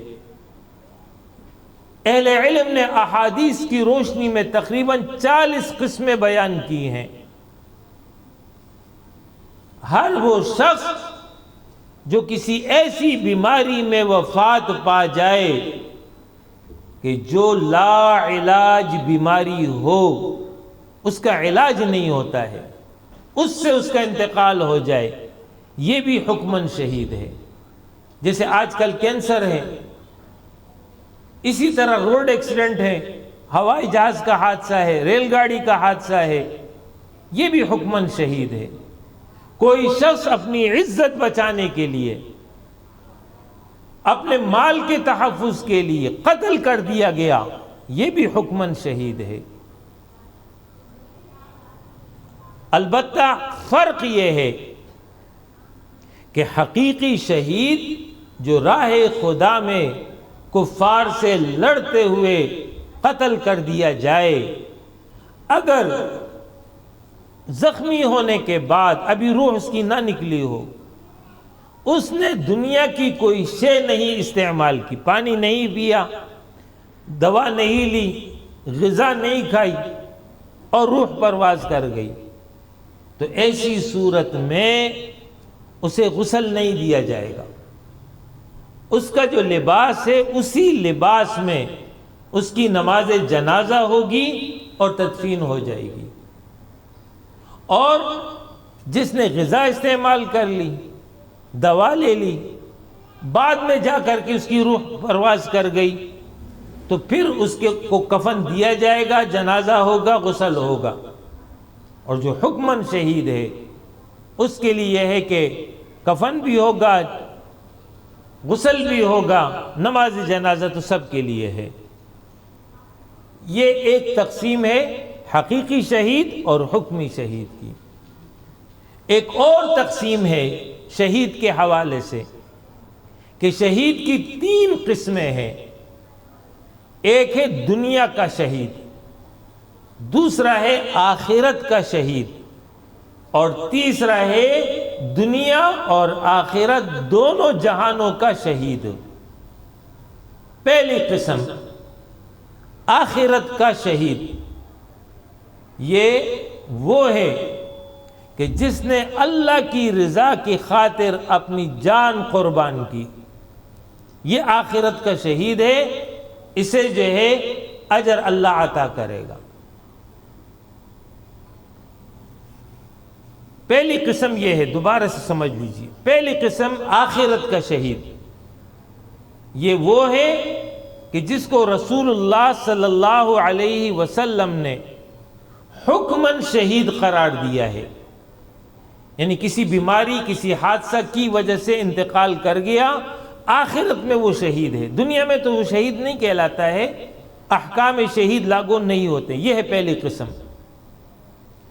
دوسری قسم دنیا اور آخرت دونوں کا شہید، یہ وہ ہے جو راہ خدا میں شہید ہو گیا، تو دنیا میں بھی شہید کے احکام لاگو ہو گئے اور آخرت میں بھی وہ شہید شمار ہوگا۔ تیسرا ہے صرف دنیا کا شہید، آخرت کا شہید نہیں ہے، دنیا کا شہید ہے۔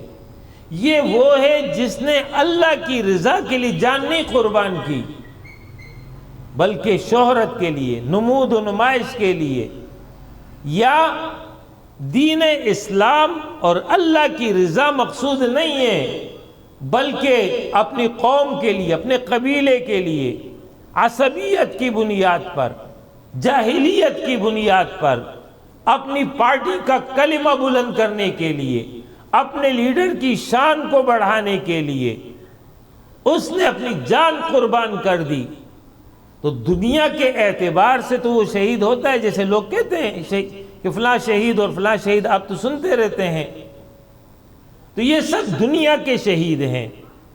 آخرت میں ان میں سے کوئی بھی شہید نہیں ہوگا۔ آخرت کا شہید وہی ہوتا ہے جو حکمن ہو، یا اس نے اللہ کی رضا کی خاطر اپنی جان قربان کی ہو، تب کہیں جا کر کے وہ شہید ہوگا۔ چوتھا مضمون آج کا، شہادت امام حسین۔ سیدنا امام حسین رضی اللہ عنہ، ان کی سیرت کے چند نکات عرض کر دیتا ہوں۔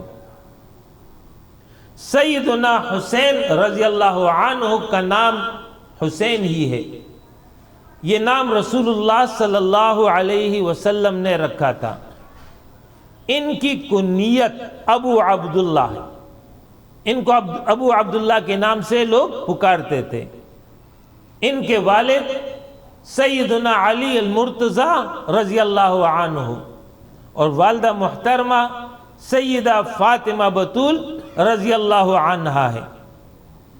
ان کی ولادت شعبان سن 4 ہجری میں ہوئی ہے، یعنی آپ صلی اللہ علیہ وسلم نے مدینہ کی جانب ہجرت فرمائی ہے، اس کے چوتھے سال شعبان میں آپ کی ولادت ہوئی ہے۔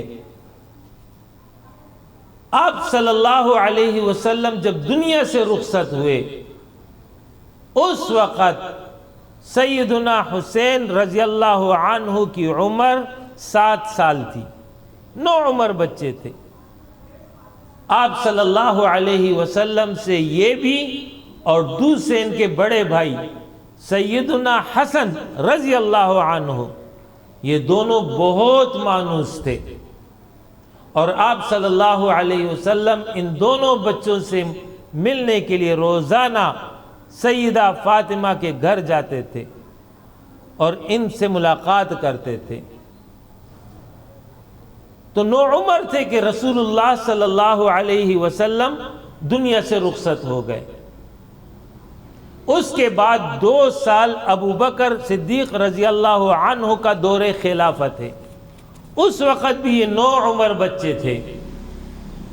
اس کے بعد سیدنا عمر فاروق رضی اللہ عنہ کا دور شروع ہوا، تو اس کا جو ابتدائی حصہ ہے، ابتدائی سال، وہ آپ کے نابالغی کی ہیں۔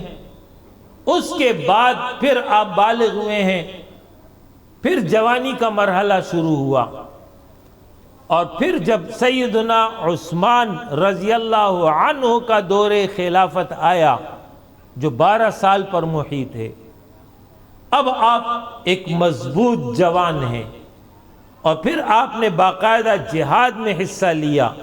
سن 30 ہجری میں تبرستان کی لشکر کشی میں بھرپور حصہ آپ لیتے ہیں، اور جب سیدنا عثمان رضی اللہ عنہ کے خلاف باغیوں نے محاصرہ کر لیا، اس موقع پر پہرے دار کی حیثیت سے سیدنا حسن اور سیدنا حسین رضی اللہ عنہما، یہ دونوں جو ہے دروازے پر سیدنا علی رضی اللہ عنہ نے مأمور کیا تھا۔ ان کے فضائل اور مناقب رسول اللہ صلی اللہ علیہ وسلم نے اس حوالے سے فرمایا کہ یہ دونوں یعنی حسن اور حسین رضی اللہ عنہما اس دنیا میں میرے پھول ہیں۔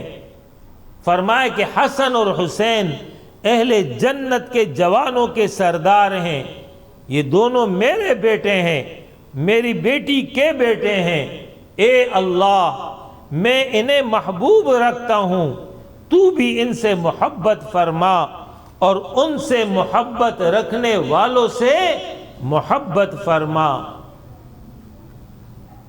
سیدنا حسین رضی اللہ عنہ کی تربیت ان کے والد محترم سیدنا علی المرتضی رضی اللہ عنہ نے خود کی ہے۔ فقہ اور اجتہاد میں ایک ممتاز مقام رکھتے تھے۔ خطابت میں سیدنا علی رضی اللہ عنہ کی تربیت کا نتیجہ تھا کہ بہترین خطیب تھے۔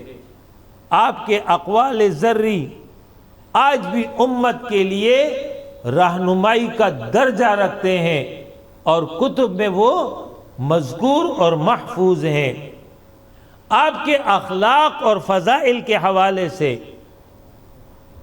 اہل علم نے کتابوں میں یہ تحریر کیا ہے کہ سیدنا حسین رضی اللہ عنہ بڑے نمازی، بڑے روزہ دار، بہت زیادہ حج کرنے والے، بڑے صدقہ دینے والے، اور تمام اعمال حسنہ کو کثرت سے انجام دینے والے تھے۔ سیدنا حسین رضی اللہ عنہ سن 60 ہجری میں کربلا کے مقام پر واقعہ کربلا میں شہید کر دیے گئے۔ یہ وہ عظیم ہستی تھی جنہوں نے پاک سیرت دنیا میں گزاری اور امت کے لیے ایک نمونہ بن کر چلے گئے۔ یہ ان کی زندگی سے متعلقہ چند بنیادی نکات تھے جو میں نے اختصار کے ساتھ بیان کیے۔ پیغام شہادت حسین رضی اللہ عنہ جو آج کا موضوع ہے، اس کو سمجھنے کے لیے اول اس کو سمجھیے کہ آپ رضی اللہ عنہ نے یہ عظیم الشان قربانی کیوں پیش کی، وہ کیا اسباب تھے، وہ کیا حالات تھے جس کی وجہ سے آپ خود بھی قربان ہو گئے، اپنے اہل خانہ کو بھی اور اپنے متعلقین کو بھی قربان کر دیا۔ اس کو سمجھنے کے لیے آپ کو دور نبوی اور دور خلفائے راشدین کا مختصر جائزہ لینا ضروری ہے۔ نبی اکرم صلی اللہ علیہ وسلم کا دور نبوت 23 سال پر ہے، 13 سال دور مکی ہیں، اس وقت اسلام غالب نہیں تھا۔ اس کے بعد دور مدنی شروع ہوا، اسلام غالب ہے۔ جیسے جیسے قرآن اترتا گیا ویسے ویسے قرآن نافذ ہوتا چلا گیا۔ 10 سال کے مختصر عرصے میں پورا جزیرۃ العرب کلمہ لا الہ الا اللہ محمد الرسول اللہ کے زیر نگی آ گیا، شرک کا استحصال کر دیا گیا۔ ایک بھی مشرک جزیرۃ العرب میں موجود نہیں تھا۔ حاکمیت، سپرمیسی، بالادستی اللہ اور اس کے رسول کی تھی۔ شریعت کی صورت میں قانون نافذ تھا۔ آپ صلی اللہ علیہ وسلم جب دنیا سے رخصت ہوئے تو تمام صحابہ نے بالاتفاق سیدنا ابو بکر رضی اللہ عنہ کے ہاتھ پر بیعت کی۔ آپ پہلے خلیفہ مقرر ہوئے۔ اس کے بعد پھر تمام صحابہ نے سیدنا عمر فاروق رضی اللہ عنہ کے ہاتھ پر بیعت کی۔ وہ مسلمانوں کے دوسرے خلیفہ مقرر ہوئے۔ اس کے بعد سیدنا عثمان رضی اللہ عنہ، ان کے ہاتھ پر مسلمانوں نے بیعت کی۔ اس طرح وہ تیسرے خلیفہ مقرر ہوئے۔ اس کے بعد سیدنا علی المرتضی رضی اللہ عنہ کے ہاتھ پر مسلمانوں نے بیعت کی، اور 5.5 سال کا عرصہ ان کا رہا۔ اس طرح یہ 4 خلفاء راشدین شمار ہوتے ہیں۔ ابو بکر رضی اللہ عنہ کا دور 2 سال، سیدنا عمر فاروق کا دور 10 سال، 10 اور 2 12 ہو گئے، 12 سال عثمان غنی رضی اللہ عنہ کا دور، تو 12 12 24 ہو گئے، 5.5 سال سیدنا علی رضی اللہ عنہ کا دور خلافت، کل ہو گئے 29.5 سال۔ اس کے بعد مسلمانوں نے سیدنا حسن رضی اللہ عنہ کے ہاتھ پر بیعت کی اور ان کو خلیفہ مقرر کیا۔ یہ 6 مہینے کے لیے خلیفہ رہے۔ پھر انہوں نے امیر شام میں مسلمانوں کا وہاں کا جو امیر تھے سیدنا امیر معاویہ رضی اللہ عنہ، ان کے ساتھ صلح کر لی اور ان کے حق میں دستبردار ہو گئے۔ اس طرح 6 مہینے کی یہ خلافت کا اختتام ہو گیا۔ تو یہ 6 مہینے 29.5 کے ساتھ ملا دیں تو کل 30 سال دور خلافت رہتا ہے۔ یہی دور خلافت کی خبر رسول اللہ صلی اللہ علیہ وسلم نے احادیث میں دی تھی کہ میرے بعد خلافت 30 سال کے لیے ہوگی۔ یہ 30 سالہ دور خلافت تھا۔ چونکہ 4 مشہور ہیں اور ان کا ہی اصل دور رہا، اس لیے عمومی طور پر 4 خلفاء کا ذکر ہوتا ہے، ورنہ سیدنا حسن بھی 6 مہینے کے لیے مسلمانوں کے خلیفہ تھے۔ یہ جو 30 سالہ دور خلافت ہے، اس 30 سالہ دور خلافت میں نظام خلافت، نظام حکومت وہ کس طرح تھا؟ وہ یہ کہ ملک خدا کا ہوگا، یہاں کے باشندے خدا کی رعیت ہیں، یعنی مالک، بادشاہ، حاکم حقیقی اللہ رب العالمین ہے۔ جو حکومت قائم ہے اور جو خلافت قائم ہے، یہ حکومت اس رعایت کے بارے میں اللہ کو جواب دہ ہیں۔ اگر یہ ظلم کرے، ناانصافی کرے، تو عند اللہ ان کو جواب دینا ہوگا۔ یہ ہے اسلامی خلافت کی اولین خصوصیت۔ حکومت اپنی رعایا کی مالک نہیں ہے اور رعایا اپنے حکمران کی غلام نہیں ہے۔ اسلامی ریاست کا بنیادی مقصد امر بالمعروف نہی عن المنکر ہے، نیکی کو پھیلانا، برائی کو روکنا، لوگ نیکی کے پر قائم ہو جائیں، لوگ گناہوں سے دور ہو جائیں۔ یہ ہے اسلامی ریاست کا مقصد۔ جبکہ اس کے بالمقابل بعد کے ادوار میں جو ملوکیت پیدا ہوئی اور بادشاہ آتے چلے گئے، اس زمانے میں ملک بادشاہ کا، رعایا بادشاہ کی غلام، بادشاہ کی زبان اور بادشاہ کے جو محبوبین ہیں ان کا بنایا ہوا اصول، وہی جو ہے ملک کا قانون ہے۔ اس معاملے میں بادشاہ اور اس کے جو مصاحبین ہیں وہ کسی کو جواب دہ نہیں ہے۔ امر بالمعروف اور نہی عن المنکر، یہ کام بادشاہوں نے کبھی کیے ہی نہیں ہے، اس سے وہ لا تعلق رہے۔ اسلامی ریاست کی جو روح ہے، جس کے نتیجے میں اسلامی ریاست برقرار رہتی ہے، وہ یہ کہ تقوی، خدا ترسی، پرہیزگاری یہ موجود ہونا ضروری ہے۔ جبکہ بادشاہت میں قیصر و کسریٰ کا طرز حکمرانی ہوتا ہے، عدل کی جگہ ظلم اور پرہیزگاری کی جگہ فسق اور فجور اور گناہوں کا عام ہونا ہے۔ اسلامی ریاست کا جو بنیادی 7 اصول ہیں، اس کو سمجھنا ضروری ہے۔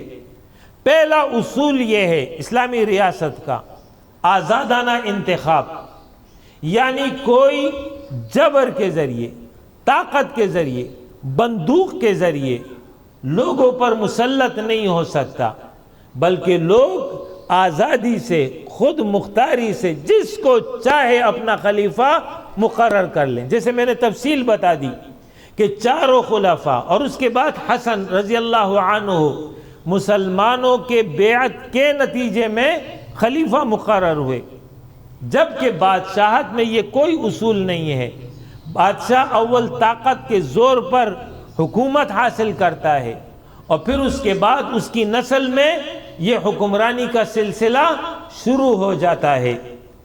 دوسرا اصول یہ ہے شورائی نظام، مشاورت سے معاملہ چلے گا، یعنی اسلامی ریاست یا اسلامی خلافت میں مسلمانوں کے جو اہل لوگ ہیں، جو اہل علم ہیں، اہل تقوی ہیں، ان پر مشتمل ایک شورا ہوگی، وہ جو ہے باہمی مشاورت سے ملک چلانے کے لیے قوانین قرآن اور حدیث کی روشنی میں متعین کرے گی، اور خلیفہ اور اس کے ساتھ جو مصاحبین ہیں ان کی ذمہ داری ہے کہ شورا کے بنائے ہوئے اصولوں کے مطابق نظام مملکت چلائے۔ یہ دوسرا اصول ہے۔ جبکہ بادشاہت میں شورائیت کا کوئی تصور نہیں ہے، بلکہ بادشاہ اور اس کے مصاحبین کا قول حرف آخر ہوتا ہے، جو انہوں نے کہہ دیا وہی قانون ہوتا ہے۔ تیسرا یہ ہے کہ اسلامی ریاست میں، اسلامی خلافت میں اظہار رائے کی آزادی ہے، ہر شخص حکمران کا محاسبہ کر سکتا ہے۔ سیدنا عمر فاروق رضی اللہ عنہ سے ایک عام مسلمان نے پوچھا کہ آپ کا کرتا باقی لوگوں کے کرتے کے مقابلے میں زیادہ بڑا کیوں ہے؟ اس کا جواب انہوں نے دیا، جبکہ بادشاہوں سے پوچھنے کی مجال کسی میں نہیں تھی۔ چوتھا یہ ہے کہ بیت المال ایک امانت ہے، خلیفہ اس بیت المال کو امانت سمجھ کے استعمال کرے گا۔ اس معاملے میں وہ خدا اور خلق خدا کے سامنے جواب دہ ہے۔ اس معاملے میں کوتاہی پر جو ہے اس کا محاسبہ ہو سکتا ہے، جبکہ بادشاہت میں اور ملوکیت میں اس کا کوئی تصور نہیں ہے۔ بیت المال کو ذاتی ملکیت سمجھا گیا اور ذاتی مقاصد کے لیے استعمال کیا گیا۔ اس کے ساتھ ساتھ قانون کی حکمرانی ہوگی، یعنی جو اسلامی قانون ہے، شریعت کا قانون ہے، اللہ اور اس کے رسول کا بتایا ہوا قانون، وہ قانون حکمران پر بھی لاگو ہوگا، حکمران کے جو مصاحبین ہیں ان پر بھی لاگو ہوگا، اور عام رعایا پر بھی لاگو ہوگا۔ جبکہ بادشاہت میں 2 قانون ہوتے تھے، بادشاہوں کے لیے اور ان کے مقربین کے لیے الگ قانون ہوتا تھا، اور عام لوگوں کے لیے الگ قانون ہوتا تھا۔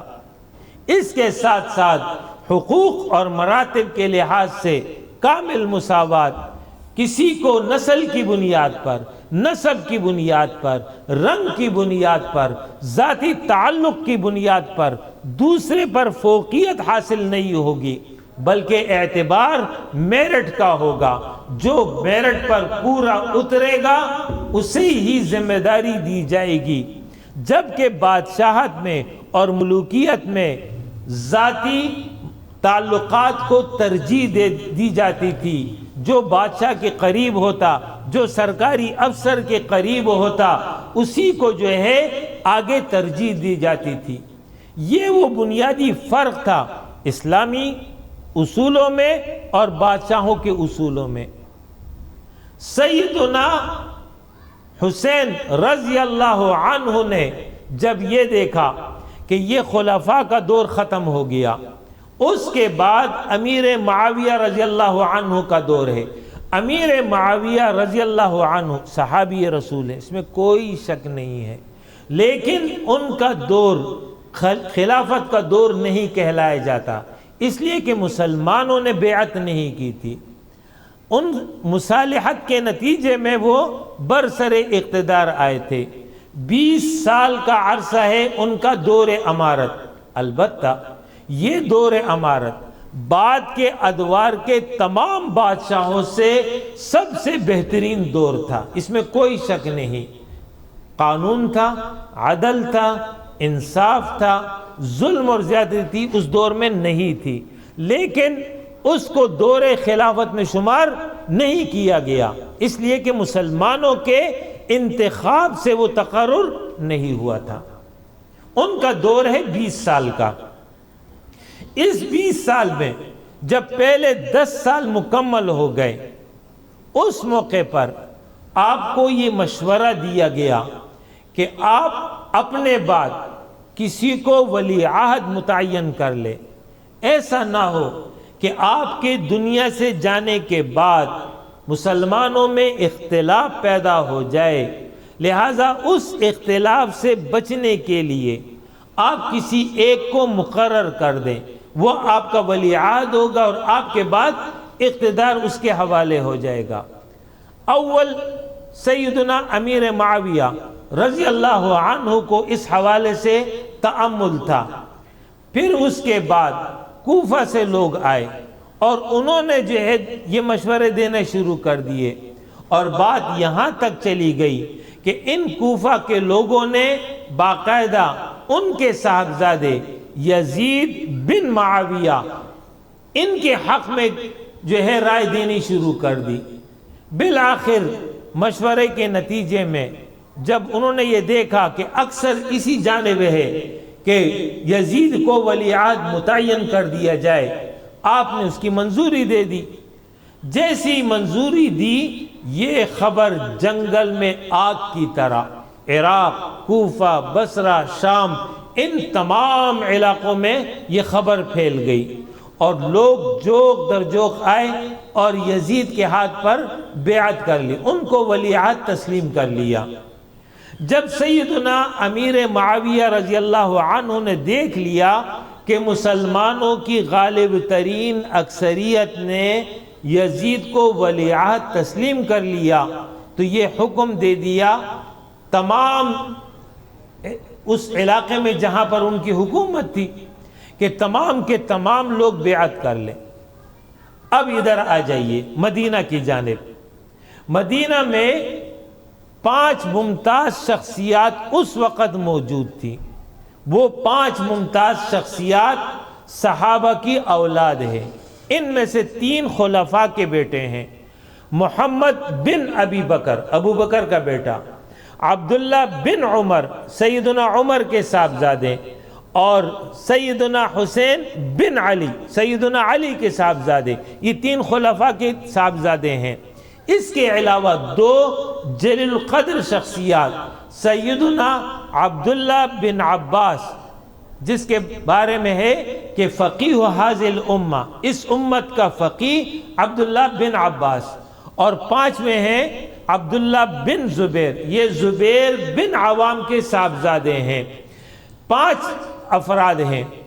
اہلیان مدینہ نے یہ کہا کہ ہم اس وقت بیعت کریں گے یزید کی جب یہ 5 شخصیات بیعت پر راضی ہو جائیں، اگر یہ راضی ہو گئے تو ہم بھی بیعت کر لیں گے۔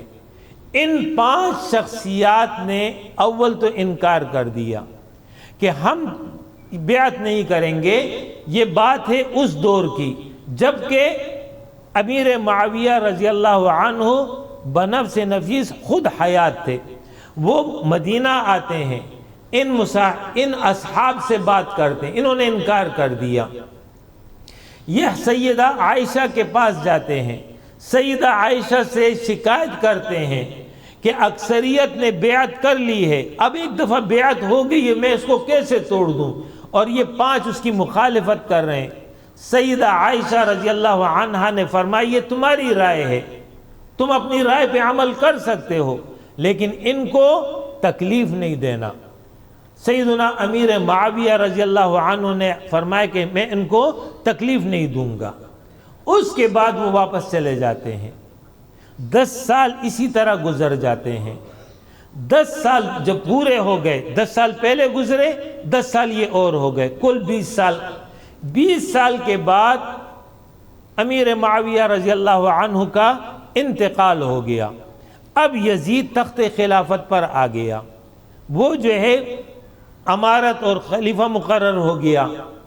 اس نے والی مدینہ میں جو ان کی طرف سے سرکاری طور پر گورنر مقرر تھا، جس کو والی مدینہ کہتے ہیں، اس کو پیغام بھیجا کہ سیدنا حسین اور دیگر سے بیعت لے لو۔ یہ خبر مدینہ آتی ہے، سیدنا حسین رضی اللہ عنہ کو طلب کیا گیا، آپ سے کہا گیا کہ بیعت۔ اس موقع پر آپ رضی اللہ عنہ نے فرمایا کہ دیکھو میں معمولی آدمی نہیں ہوں، میری ایک نسبت ہے، لوگ میرے ساتھ ایک تعلق رکھتے ہیں، تو اس طرح میں چھپ کر بیعت نہیں کروں گا۔ کل آپ اجتماع عام بلائیں، لوگ موجود ہوں، اس موقع پر میں اپنی رائے ظاہر کروں گا کہ مجھے کیا کہنا ہے اور کیا کرنا ہے۔ والی مدینہ عافیت پسند تھا، اس نے کہا کہ بات معقول ہے کہ ٹھیک ہے۔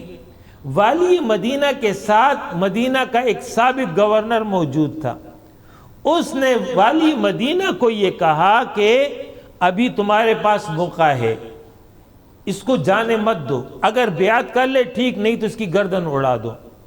جب سیدنا حسین نے یہ سنا تو غصے میں آ گئے کہ تم کون ہوتے مجھے قتل کرنے والے، اور یہ کہہ کر کے وہاں سے نکل گئے کہ دیکھتا ہوں کون مجھے قتل کرتا ہے۔ راتوں رات سیدنا حسین رضی اللہ عنہ مدینہ سے مکہ آ گئے، مکہ میں آ کر مقیم ہو گئے۔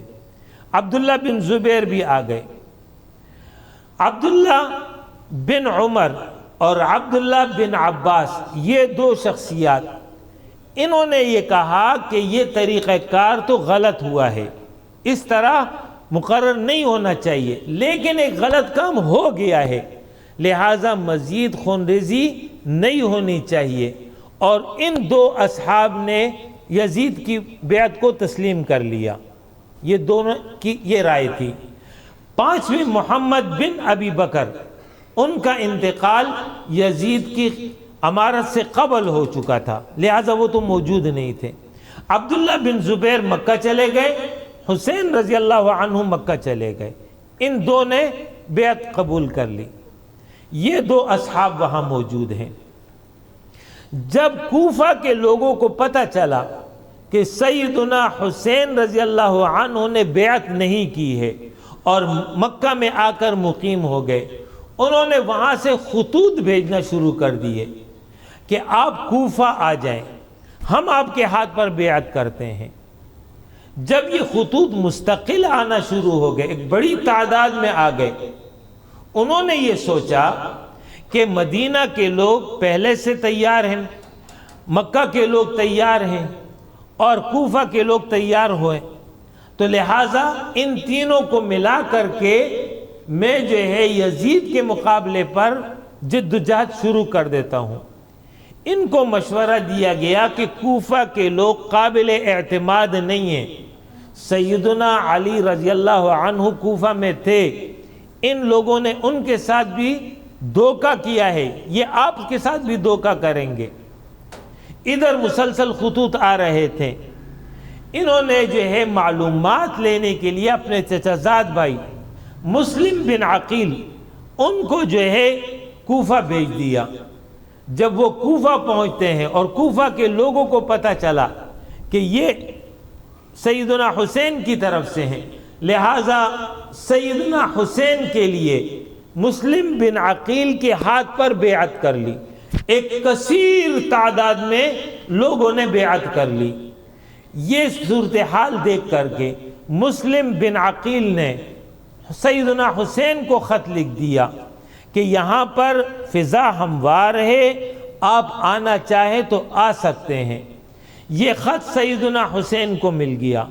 سیدنا حسین وہاں سے روانہ ہونے کے لیے تیار ہو گئے۔ ادھر یزید کو اطلاع ملی کہ کوفہ میں یہ صورتحال ہے، انہوں نے عبید اللہ بن زیاد کو کوفہ کا گورنر بنا کر بھیج دیا کہ جاؤ معاملات کو کنٹرول کرو۔ وہ وہاں پہنچتے ہیں اور اہلیان کوفہ کو مرعوب کر دیتے ہیں، دھمکی دیتے ہیں کہ اگر اپنی روش سے باز نہیں آئے تو سب کی گردن اڑا دوں گا۔ یہ صورتحال دیکھ کر کے کوفہ کے لوگ گھروں میں بیٹھ گئے اور مسلم بن عقیل وہاں پر اکیلے رہ گئے۔ یہ سیدنا حسین کو اس کی خبر نہیں ہے۔ سیدنا حسین تو اپنے ترتیب کے مطابق چلے آ رہے تھے۔ عبید اللہ بن زیاد نے مسلم بن عقیل کو گرفتار کیا اور ان کو شہید کر دیا۔ شہادت کی خبر سیدنا حسین رضی اللہ عنہ کو راستے میں ملتی ہے۔ جب آپ مدینہ سے کوفہ کے لیے نکل چکے ہیں، راستے میں آپ کو یہ اطلاع ملی۔ جب ان کی شہادت کی خبر ملی تو مسلم بن عقیل کے رشتہ دار اس قافلے میں شریک تھے، انہوں نے کہا کہ ہم بدلہ لیں گے۔ سیدنا حسین نے کہا ٹھیک ہے، میں تمہارے ساتھ ہوں۔ لہٰذا اعلان فرما دیا کہ آگے حالات تو یہ ہیں، میں تو جا رہا ہوں، جو واپس ہونا چاہے تو واپس ہو جائے اور جو میرے ساتھ جانا چاہے تو چلے۔ راستے میں جو لوگ آپ کے ساتھ شامل ہوئے تھے وہ سب کے سب واپس ہو گئے۔ اب آپ کے اپنے ساتھی خاندان کے لوگ ہیں 72 افراد، یہ آپ کے پاس آپ کے ساتھ رہ گئے۔ ان کا سفر چلتا رہا۔ ان کو روکنے کے لیے 1000 کا لشکر آتا ہے، آپ نے ان کو شکست دے دی۔ اس کے بعد 4000 کا لشکر آتا ہے، آپ نے ان کو بھی شکست دی۔ قافلہ آگے بڑھا، آگے جا کر کے کربلا کے مقام پر 12000 افراد کا لشکر آ جاتا ہے۔ ظاہر ہے کہ 12000 افراد سے مقابلہ تو ناممکن تھا۔ اس موقع پر آپ کو روک دیا گیا۔ جب روک دیا گیا تو اس کے بعد وہیں پر آپ نے پڑاؤ ڈالا اور مقیم ہو گئے۔ پانی بند کر دیا گیا، آپ کو مزید طریقے سے اذیت دینا شروع کر دی۔ 9 محرم تھا، آپ نے 1 دن کی مہلت مانگی، ساری رات عبادت کرتے رہے، اللہ کے حضور سجدہ ریز رہے۔ اور جب اگلا دن آیا اور اگلے دن پھر آپ نے شجاعت کا مظاہرہ کرتے ہوئے میدان میں مقابلہ کیا، بالآخر آپ شہید ہو گئے۔ آپ بھی شہید ہو گئے اور آپ کے ساتھ جتنے بھی ساتھی تھے وہ سب کے سب شہید ہو گئے۔ صرف ایک بچہ جو اس وقت بیمار تھا، جو بعد میں زین العابدین سے معروف ہے، حسین بن علی رضی اللہ عنہ، یہ بیمار تھے، خیموں میں تھے، یہ محفوظ رہے، صرف خواتین رہ گئیں، باقی سب کے سب شہید کر دیے گئے۔ اس طرح یہ المناک اور دردناک واقعہ وقوع پذیر ہوا۔ یہ تھا شہادت حسین رضی اللہ عنہ۔ وجہ شہادت میں نے تفصیل سے بتا دی کہ وجہ شہادت یہ تھی کہ رسول اللہ صلی اللہ علیہ وسلم کے دور نبوت میں اور دور خلافہ میں جو نظام قائم ہوا تھا وہ نظام ملوکیت میں تبدیل ہو رہا تھا، اور جو نظام خلافت کی خوبیاں تھی وہ نظام خلافت کی خوبیاں ملوکیت کے نتیجے میں آگے جا کر کے بدل گئیں، اس کیفیت کو انہوں نے بھانپ لیا تھا، لہٰذا انہوں نے نظام خلافت کو بچانے کے لیے جان کی قربانی دے دی، اپنے اہل و عیال کو قربان کر دیا، اور رہتی دنیا تک کے لیے وہ کیا پیغام دے گئے وہ نکات کی صورت میں عرض کر دیتا ہوں۔ نمبر 1، کتاب و سنت کی بالادستی اور اس کے قانون کو صحیح طور پر رواج دینا، اس کے لیے آپ نے یہ قربانی دی ہے۔ نمبر 2، اسلام کے نظام عدل کو اثر نو زندہ کرنا۔ نمبر 3، اسلام میں خلافت نبوت کے بجائے ملوکیت کی بدعت کو روکنا اور اس کے مقابلے میں جہاد کرنا، یہ تیسرا مقصد تھا۔ چوتھا یہ ہے کہ حق کے مقابلے پر زور اور زر کی نمائش سے مرعوب نہ ہونا۔ نمبر 5، حق کے لیے اپنی جان، مال، اولاد سب کو قربان کر دینا لیکن سر نہیں جھکانا، یہ ہے وہ پیغام۔ چھٹا یہ ہے کہ خوف اور ہراس اور مصیبت کے وقت گھبرانا نہیں بلکہ استقامت اور صبر اختیار کرنا۔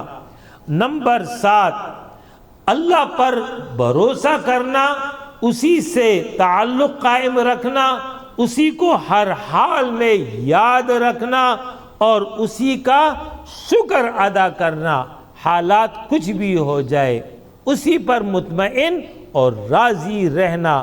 یہ ہے پیغام شہادت حسین رضی اللہ عنہ جو انہوں نے اپنی جان قربان کر کے رہتی دنیا تک کے مسلمانوں کو دے دیا ہے۔ اسوہ حسینی، پیغام حسینی یہی ہے کہ اپنے دور کے یزید، اپنے دور کے فرعون، اپنے دور کے نمرود کے مقابلے پر کھڑا ہونا ہے، قرآن و سنت کی بالادستی کے لیے، نظام خلافت کے احیاء کے لیے، باطل نظام کو گرانے کے لیے مسلسل جد و جہد کرنا ہے۔ اس راہ میں آنے والی ہر آزمائش کو، ہر تکلیف کو قبول کرنا ہے، جان چلی جائے لیکن حق سے انحراف نہیں کرنا ہے، حق کے مقابلے پر باطل کا ساتھ نہیں دینا ہے، باطل سے مرعوب نہیں ہونا ہے بلکہ صبر اور استقامت کی راہ پر قائم رہنا ہے۔ اسوہ حسینی یہی ہے آج کے دور میں، حقیقی ہمدردی اور ان سے محبت کا تقاضا ہی یہی ہے کہ اسلامی نظام کے لیے، اسلامی نظام کے قیام کے لیے مسلسل جد و جہد کی جائے، مسلسل قربانی پیش کی جائے۔ اگر کوئی یہ کرے گا تب تو حسین رضی اللہ عنہ کا مقصد پورا ہوگا، وہ بھی راضی ہوں گے، رسول اللہ صلی اللہ علیہ وسلم بھی راضی ہوں گے اور جنت بھی حاصل ہوگی۔ اور اگر یہ سب کچھ نہ ہو، باطل کا ہمنوا ہو جائے، باطل کا ساتھی بن جائے، وقت کے یزیدیوں کو قبول کر لے اور صرف جو ہے زبانی جمع خرچ کرتا رہے، تو زبانی جمع خرچ کی کوئی قدر و قیمت نہ سیدنا حسین رضی اللہ عنہ کے پاس ہے، نہ رسول اللہ صلی اللہ علیہ وسلم کے پاس اس کی کوئی قدر و قیمت ہے، اور نہ ہی اللہ کے ہاں اس کی کوئی قدر و قیمت ہوگی۔ اقول قولی ھذا واستغفر اللہ لی ولکم ولسائر المؤمنین وآخر دعوانا ان الحمد للہ رب العالمین۔